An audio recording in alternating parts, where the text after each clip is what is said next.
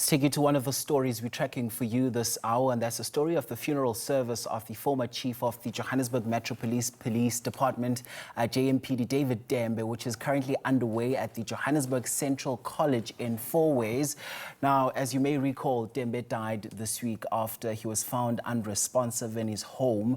The exact cause of death is not yet known. Let's take you to the podium now and listen into what one of the speakers is saying as he pays tribute to the former JMPD chief.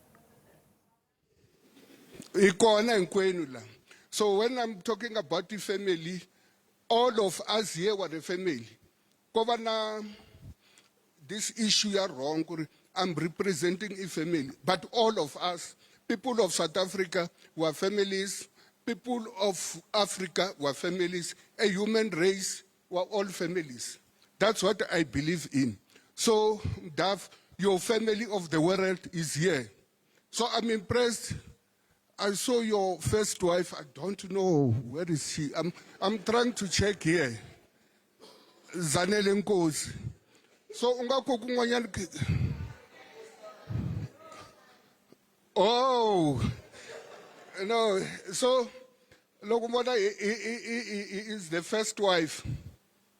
Yeah, I'm Dav. When we grew up, she mentored us. She used to cook for us. She used to do whatever that a mother can do. Yeah, so was saying muito obrigado a minha mãe. Obrigado. And others. And others. Yeah, so in parting shots, look, what I know, the last words, he will say, don't stand in my grave and weep. I'm not asleep. I'm not here. I'm thousands of miles away in the galaxy. Don't weep for me. I am not dead. May your soul rest in peace. Kanmam.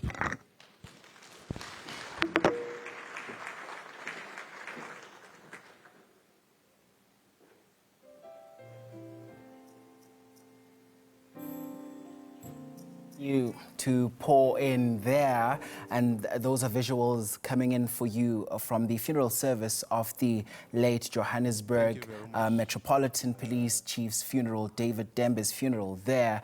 And we heard from one of the speakers just a moment ago there sharing his tribute with a touch of humor there, talking about Tembe, as well as what kind of a person he was.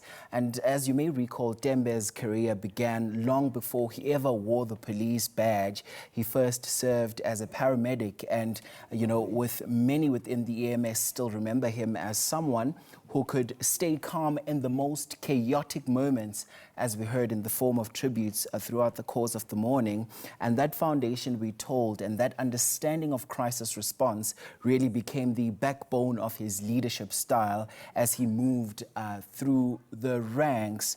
And as you may recall, that he was found unresponsive during the week, with tributes also just continuing to pour there. And over the years, he played multiple roles, from heading emergency operations to establishing specialized rescue units to eventually taking the helm as the chief of the JMPD.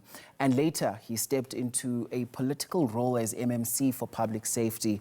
As you may also recall, for many, that shift also from uniform to political office showed how his influence extended beyond enforcement, how it reached into policy, into strategy, and into the long-term safety planning of the city, which he was so dedicated to, as you've heard there, in the form of tributes as well. And if you take a look at the room and read the room there and see the people in attendance, you'll notice senior city officials standing alongside ordinary officers and people who worked, shifts under his command, and people whom he mentored and people whose careers he shaped there. And we'll continue to hear those tributes throughout the course of the program as we continue to monitor those developments to come out of that funeral there.